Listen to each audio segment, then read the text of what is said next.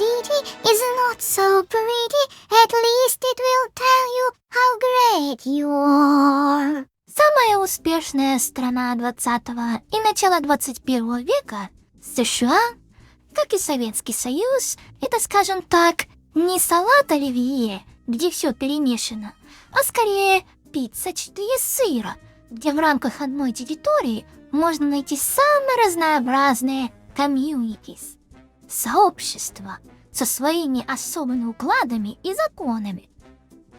Советский Союз 20-х и он же 60-х – два сильно разных места. Но за счет сильной централизации социальные изменения в нашей огромной стране проходили планомерно и глобально, в то время как в США на лоскутном материале из Штатов можно и сейчас встретить самые причудливые порядки, чего стоят знаменитые абсурдные законы. В 1907 году Оклахома, в переводе с языка коренных американцев «красные люди», вошла в состав США, и то, что раньше называли территориями, окончательно оформилось в цивилизованный state – государство, или, как у нас принято говорить, штат. В Оклахоме, если верить Википедии, было меньше легальных преград для бывших рабов и индейцев, чем в других штатах. Возможно, потому что их там было сильно много в те годы. Братишка, специально для тебя я провела исследование по справочникам и могу упруго и страстно сказать, что каждый 5-й фермер и каждый 5-й ковбой Оклахомы в 1907 году были черными или потными индейцами. Ой, чего это я раньше времени лайки и подписки выпрашиваю, даже не представилась еще. Здрасте, с вами я, Этиль Тан. Я твоя сестренка нежная и юная репетиторша по английскому языку. И сегодня я начинаю цикл заранее непопулярных видосов об американской культуре. Как будто этого добра у нас не хватает в медиа. Да уж, мне самой иной раз проще про Айн Рэнд рассказать или Анну Фрейд, чем вспомнить все народы, проживающие в РФ. Может, потому что хочется эскапизму хронически. Сейчас вы увидите мой взгляд на мюзикл, часто цитируемый, который практически всегда можно увидеть на Бродвее, в Лондоне и даже в американских школьных театрах. И это будет...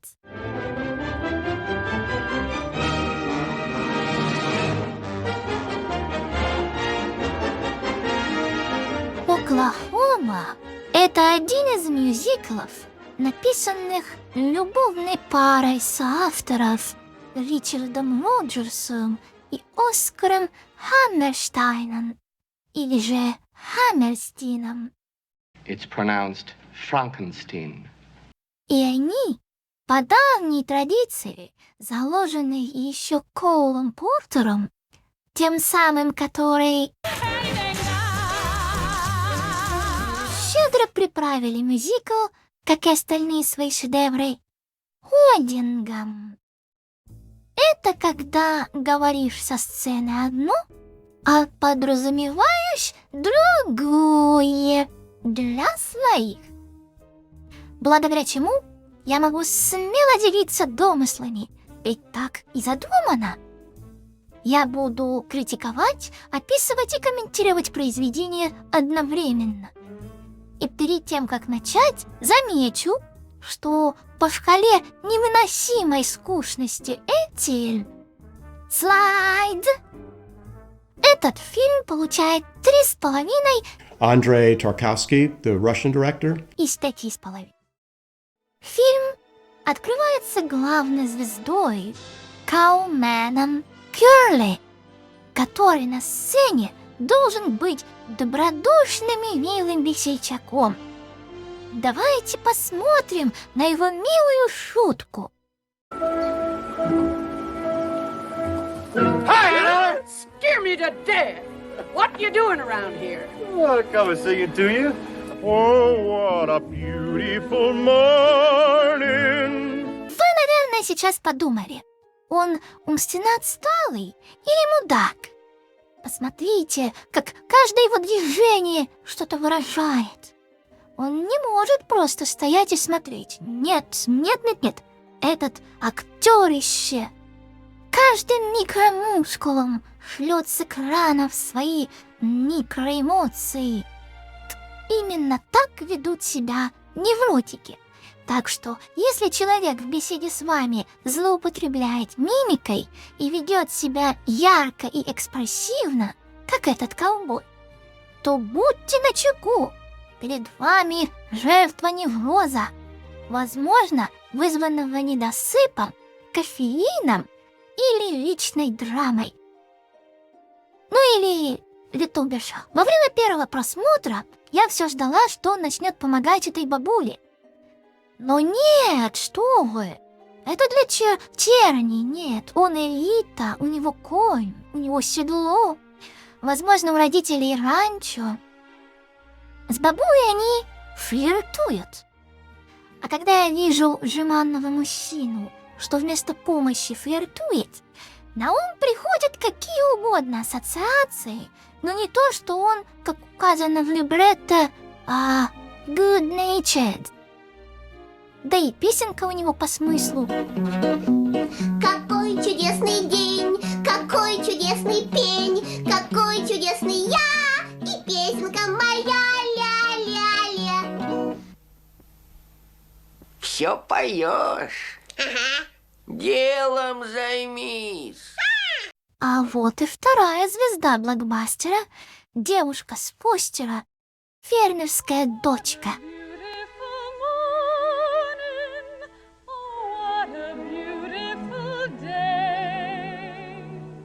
She was somebody. I got a beautiful feeling. Everything's going my way. Посмотрите, какой от нее вайб. Исходит прям диснеевский вайбище, прям классическая Disney Princess. Но все не так просто. Девица сходу говорит Каумену гадости. Я понимаю, что это такой флирт раньше был, как у Жанны Аркадьевны с Дворецким Константином. Но поверьте, друзья, в реальной жизни это ни к чему хорошему не приводит. Красавчик Кёрли приглашает ее на сельскую дискотеку, а если точнее, на особое мероприятие по сбору средств. И он поет ей песню о том, как арендует красивую повозку, и она будет чувствовать себя в ней королевой. Обратите внимание, как ритм песни имитирует цокот копыт и движение повозки. All the world will fly in a flurry when I take you out in the Surrey. When I take you out in the Surrey with the fringe on top. When we hit that road hell for leather, cats and dogs will dance in the heather. Birds and frogs will sing all together, and the toads will hop. The wind will whistle as we rattle along. The cows will moo in the clover. The river will ripple out a whispered song and whisper it over and over. Don't you wish you'd go on forever? Don't you wish you'd go on forever? В высоком разрешении это почти гипнотизирует. Но как только выясняется, что у Кёрли нет никакой повозки, Disney Princess буквально приходит в ярость. Смотрите на эти движения. Девица явно в неадеквате. С ней опасно рядом находиться. Но благодаря ангельской красоте сучки все сходит с рук. Кёрли успокаивает кобылицу намеками на интимную близость. Вот, посмотрите, это один из приемов подтекста и кодинга, о котором я говорила. Когда девушку трогают в нужных местах и томным голосом на ушко обещают насадить on top на свою повозку под звездами ночи, чтобы никто не мешал, то это вовсе не невинные разговоры про преимущества транспорта, нет. Они будто шифруют от лишних ушей разговоры про свадьбу и супружеские утехи. Но рядом только флиртующая фермерша матрях. И она по сюжету добрая, хоть и безмозглая. Тогда от кого же они это шифруют? Видимо, от нас, потому что мы должны быть зрителями 50-х, которые жаждут кого-нибудь линчевать, какого-нибудь коммуниста, чернокожего или, не знаю, женщину, у которой есть работа, что-то такое. Так или иначе, принцесса не поедет на танцы с Кёрли, ведь она уже обещала это другому. А вот он, встречайте, большой, плохой, брутальный.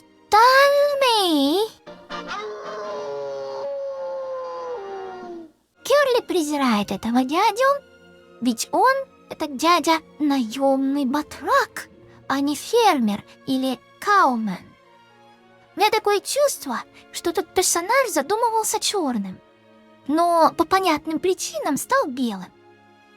Зрителям дают понять, что он порочный и нехороший, ведь он подглядывает за переодевающейся принцессой, а это так плохо, да, зрители?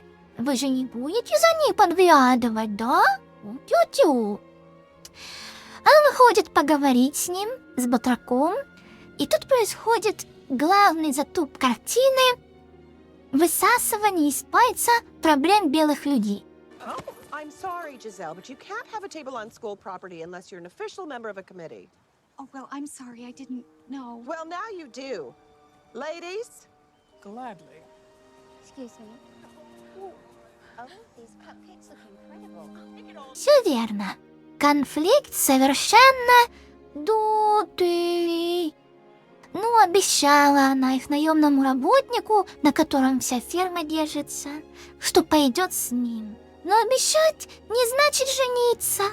Кстати, батрак он так себе, потому что урожай он валяется несобранный. Видимо, остальные отказываются работать на эту семейку. Ну, я могу их понять. Старшая нимфоманка, младшая буйная, того и гляди, чего-нибудь отрежу.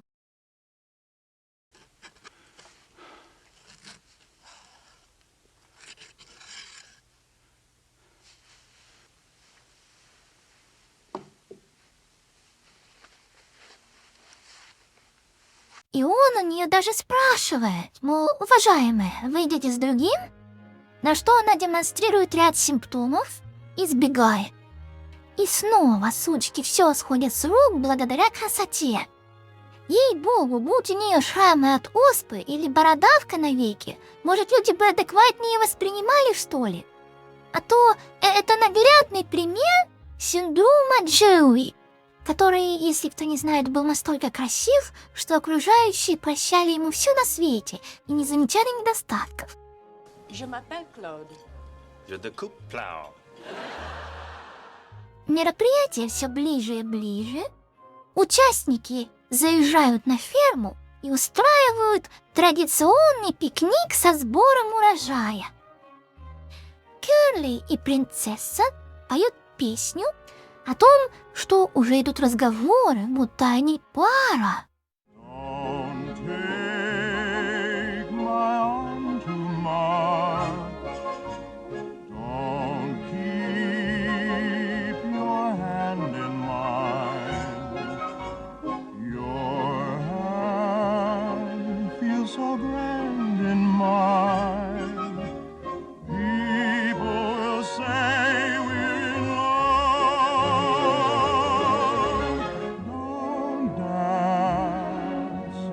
night with me till the stars fade from above.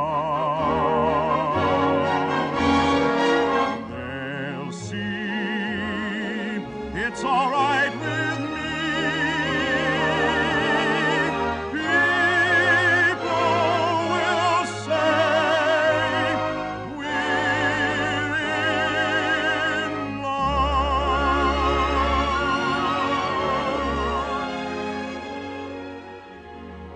Но принцесса по-прежнему брызгает ядом и отталкивает своего Каумена, отталкивает. Я сначала думала, может, цену себе набивает, а потом осенила.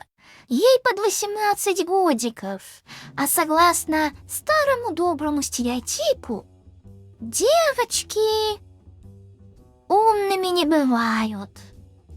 И тут она снова демонстрирует себя во всей красе. Некая конкурентка клеится к Кёрли, в результате чего наша принцесса, не сказав ни слова, кидается с кулаками. Казалось бы, раз ты не хочешь кудрявого Кёрли, ну пусть забирает. Я не буду это комментировать. С принцессой уже давно все понятно. Друзья, если встретите такую в реальной жизни, бегите! Тебя сожрет! С ними как минимум опасно, как максимум противозаконно. Ну, красивая, да. Но должно же быть в человеке хоть что-то, кроме этого, а? Ей же не то что бебру, ей чупа-чупс доверить нельзя. Она, как только начнет смоктать, от разницы давления черепная коробка схлопнется внутрь, как субмарина с миллиардерами. И мамаша-матряша хороша. Прогоняет конкурентку и еще упрекает, мол, говорит ей 18, а на самом деле 19. Фу, старая дева.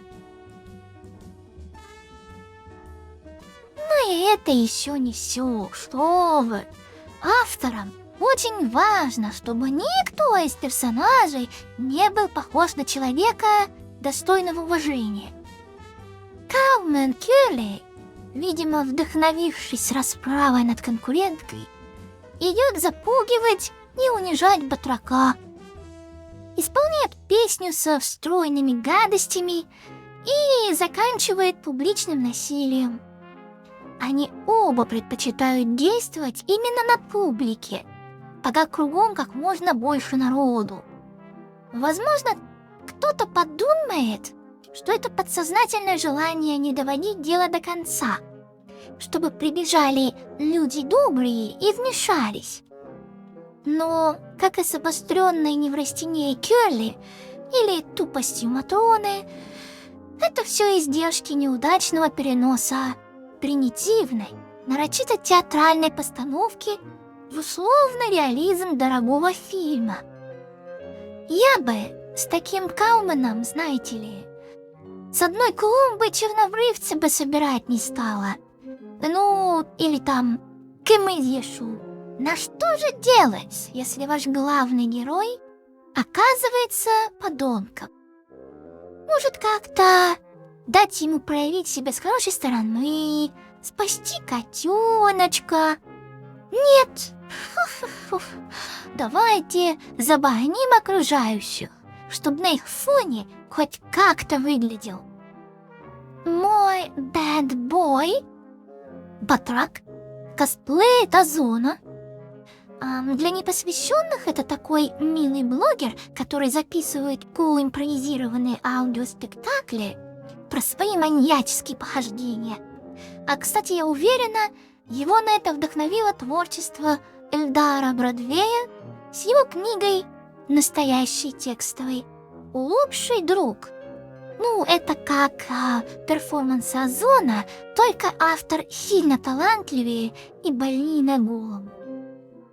Ну и, конечно же, невозможно обойти вниманием знаменитую сцену, ради которой одни в свое время шли на этот фильм, а другие с него уходили. Dream Ballet, балет грез. Диснеевской принцессе снится кошмар, что она хочет выйти за Кёрли, а выходит за Батрако, и что он непутевый, и вообще все их сообщество — это тот еще дом терпимости. И я, честно признаться, сначала смотрела на двойной скорости и задумывалась. Да, глубоко задумывалась, по какой причине мой горячий злодей Батрак, во-первых, живет в коптильне, и что, нет для него нормального домика или как, не знаю, комнаты, хлева, как в 7 невест для 7 братьев. Там зимой жили в хлеву, и все было нормально. Во-вторых, от всех ли частей его тела пахнет копчеными ребрышками или, может, сыром-косичкой. И, в-третьих, по таким причинам наша принцесса не может ему отказать. Раз он ей так не нравится, или наоборот нравится, а она хочет сразу двоих, чтобы один пока пасет коров, она со вторым, а потом сносит такая леди-фермерша и землевладелица. Или, может, у Батрака на нее компромат накопан, типа застукал за закапыванием под апельсиновым деревом очередного выкидыша. А что вы так удивляетесь? В те времена с контрацепцией были проблемы, и многие предпочитали вызывать выкидыши и удобрять отпрысками плодовые деревья. Мои сомнения развеял подтекст следующей важной сцены. Поездки на танцы. Вот они едут, ничто не предвещало беды. Он ей говорит: «Милая моя, солнышко лесное, помнишь, зимой ты со мной играла в доктора, когда я заболел и слишком увлеклась процедурами с ректальным градусником. Надевала мне тонометр на кабак, ставила банки на жары. В общем, с уходом ты перестаралась, и я влюбился». На что маньячка незамедлительно реагирует ультранасилием, причем с дикой улыбкой.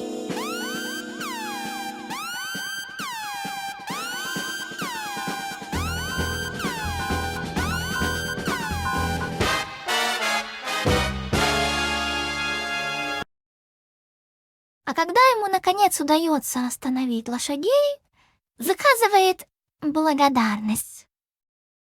И все это без единого слова, будто она разговаривать вообще не умеет. Боже, яке кончене. Это фильм 1955 года. По мюзиклу 40-х, по спектаклю 30-х.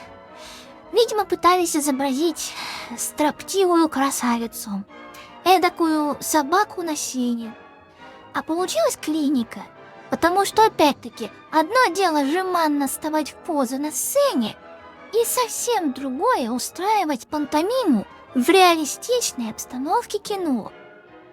Вот давайте не будем прощать в дальнейшем Роджерсу и Хаммерстину оплошность адаптации.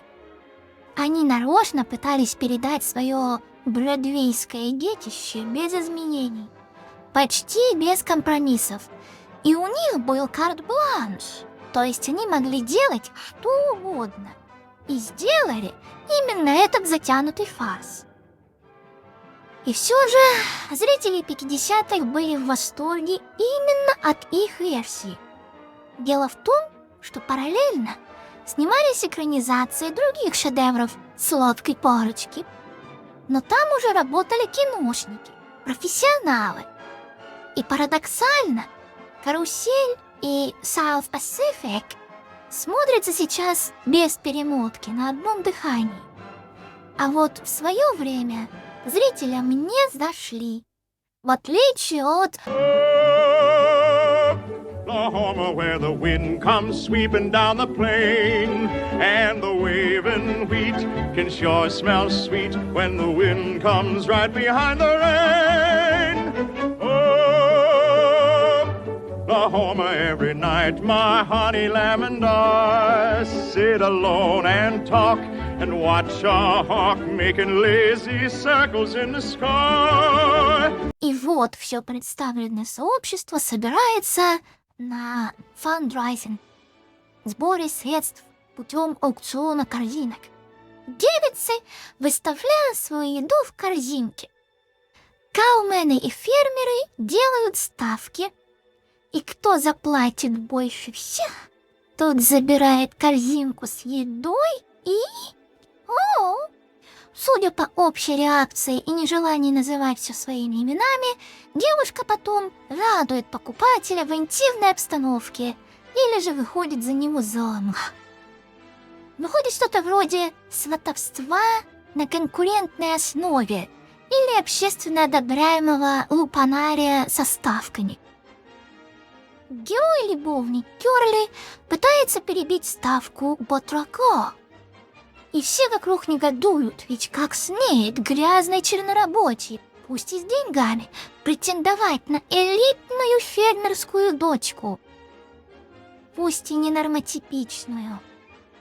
Но у безумного батрака, который, кстати, непонятно зачем притопал пешком на танцы, я бы после такого отношения забрала бы все вещи, зарплату за доработанный месяц, возможно, бартером, и уехала бы в Канзас-Сити работать на фабрике. Да и у мистера Секси-батрака, оказывается, состояние, достаточное для покупки скромной фермы или даже ранчо. Зрелище чисто американское. Кто больше денег потратит, тот и герой. Из последних сил Кёрли продает друзьям втридорога пистолеты, седло, без которого он больше не каумен. У него, может, еще есть на родительском ранчо, или он и долги потом влезет, я не знаю. В любом случае, герой спасает красавицу. Непонятно от чего. От бывшего, надо понимать, и заодно разоряется. А чем никто вообще потом не вспоминает, что он вообще-то разорился в процессе спасения? Ну ладно. Батрак, обезумевший от досады, наверное, не понимаю, в чем обида. Он и при деньгах остался, и не придется жениться на этой невежении Морозе. Ну ладно, он подманивает Кёрли, опять-таки у всех на виду, и дает нашему Кёрли посмотреть, знак примирения, свой длинный, твердый. Это популярная в те годы городская легенда про волшебный фонарь. Трубку со слайдами, позволяющую смотреть внутрь и видеть, как правило, голых женщин. И якобы, если нажать на потайную кнопку, из трубки выскакивает морж. Хотя по-хорошему должна выскакивать спица. Но для театральных зрителей нужно, чтобы был морж. Они же не увидят спицу в дальних рядов. Вот.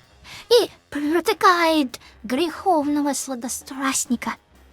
Чтобы нечего было смотреть через аппарат для слайдов на голых девиц. Так, это не по-христиански. Как же. Ну, насколько это близко к реальности, я судить не берусь. Но волшебный фонарь был достаточно на слуху в те годы, чтобы зрители понимали, о чем речь. И в последний момент бабка-матриарх спасает Кёрли и просто ничего никому не говорит. А у детском саде номер 8 звуки слышатся в сон час. Ну серьезно, что мешает взрослым людям просто поговорить, высказать искреннее мнение, позицию, объясниться? Это канал. Ну, условности, конечно. Да, я понимаю. Принцесса остается с Кёрли 1 на 1, жалуется на батрака, говорит, что уволила его. И Кёрли наконец-то делает ей полноценное предложение, хоть и не публично. Она наконец-то согласна, но у меня вопрос. Что ей мешало до этого? Я думаю, что одно из двух. Или она стала материальша, и нужно было убедиться состоятельница жениха?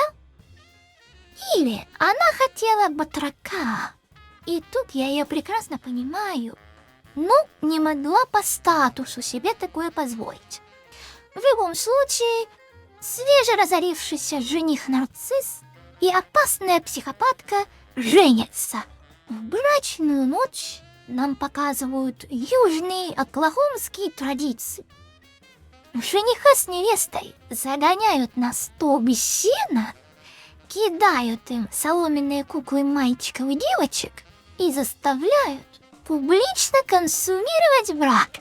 Но дефлорацию, увы, перерывает окончательно обезумевший, озверевший батрак. Он поджигает сток сена, который, вероятно, сам и сыграл, потому что кто кроме него там работал.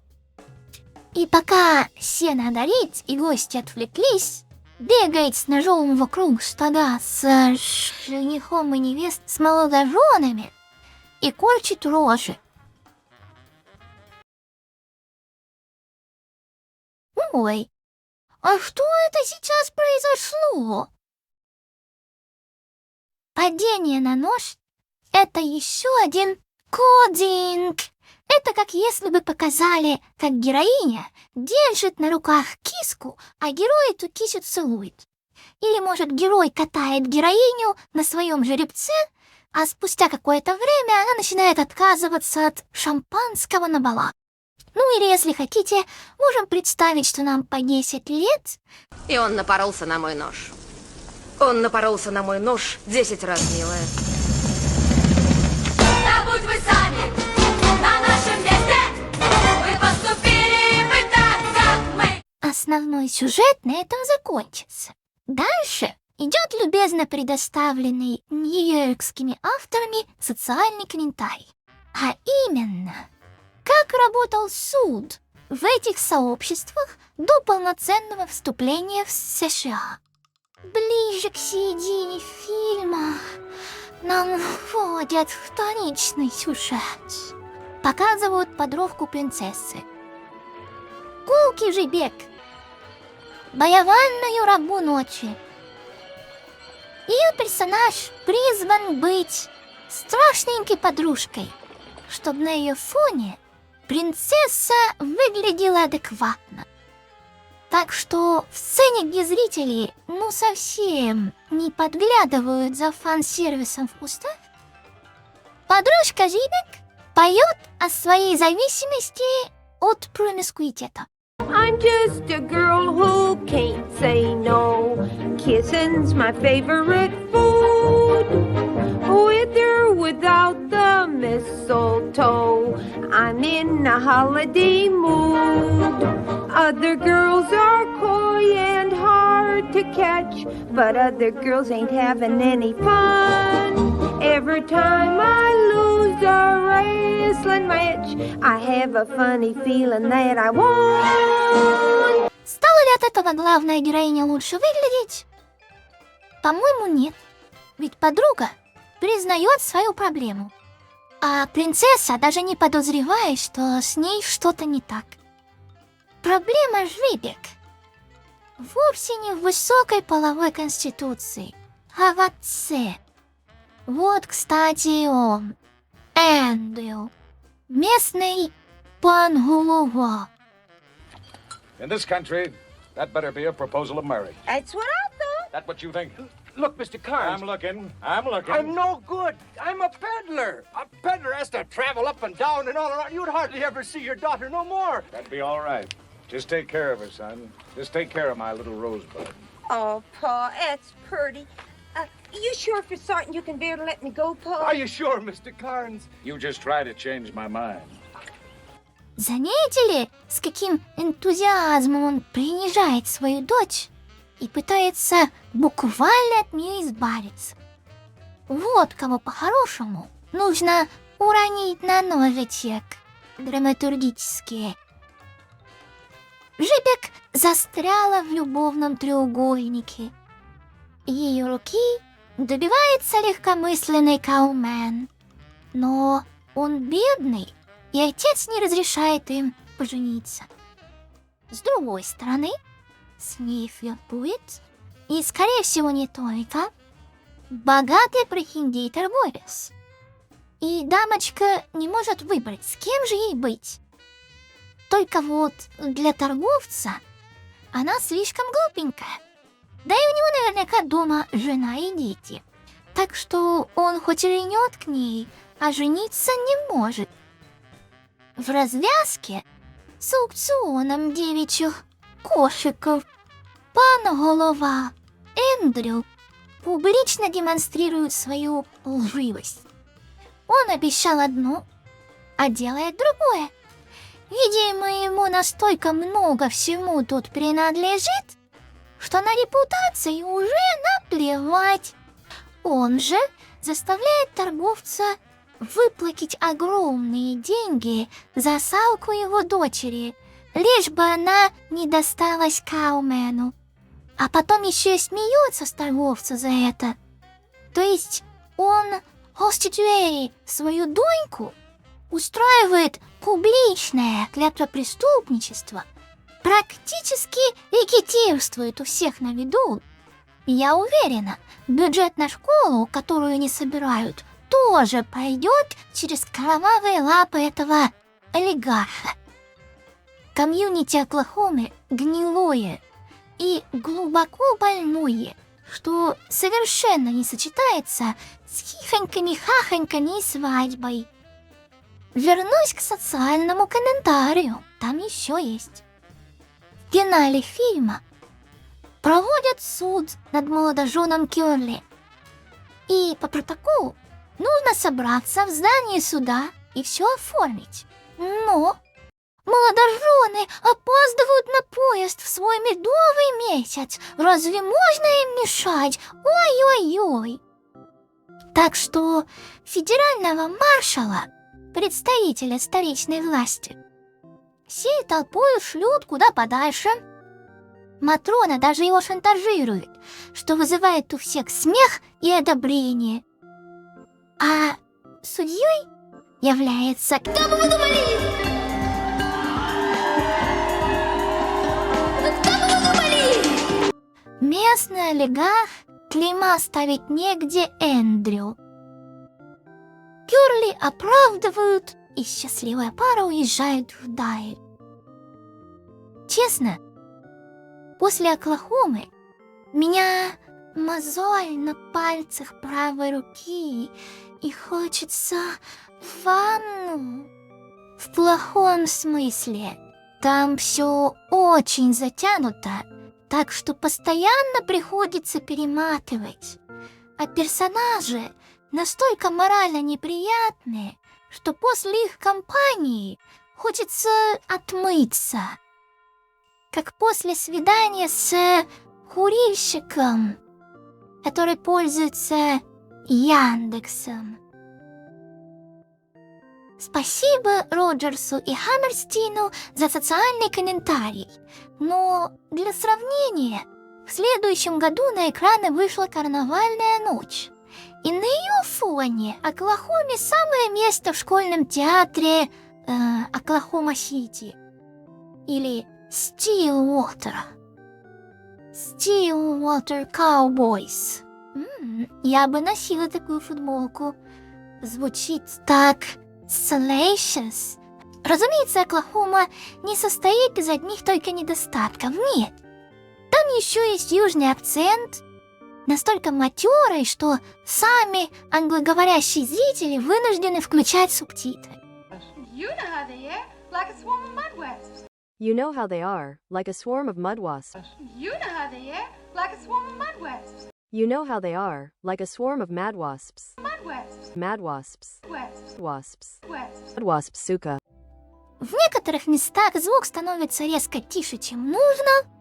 Возможно, в вашей версии фильма эти технические моменты поправили. Актеры играют хорошо.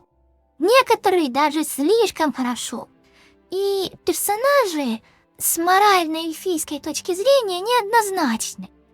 Так что отдельное спасибо, но, честно, я бы с удовольствием оценила кого-то полноценно положительного, как я сама.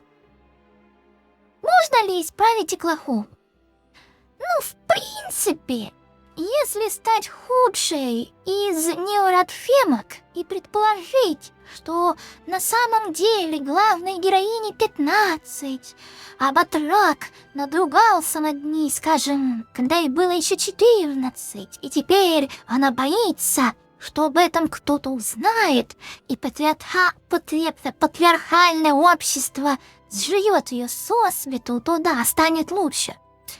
И, ну, поскольку я не такая, то дорисовывать фильму то, чего в нем нет, в угоду токсичной позитивности не буду и вам не советую. Жанеп Калаканда.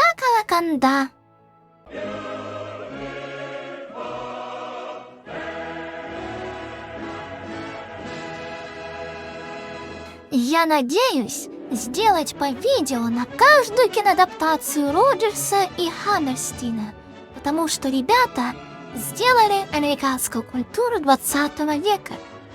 И в каждом фильме упор на какую-то экзотическую тему. Например, этот переносит нас в первые годы 20 века на Дикий Запад. А куда перенесет следующий, узнаете в моем следующем видео, если подпишетесь. Да, если вам не нравится тема, пишите в комментариях, я еще что-нибудь выпишу, если время будет. Тьма.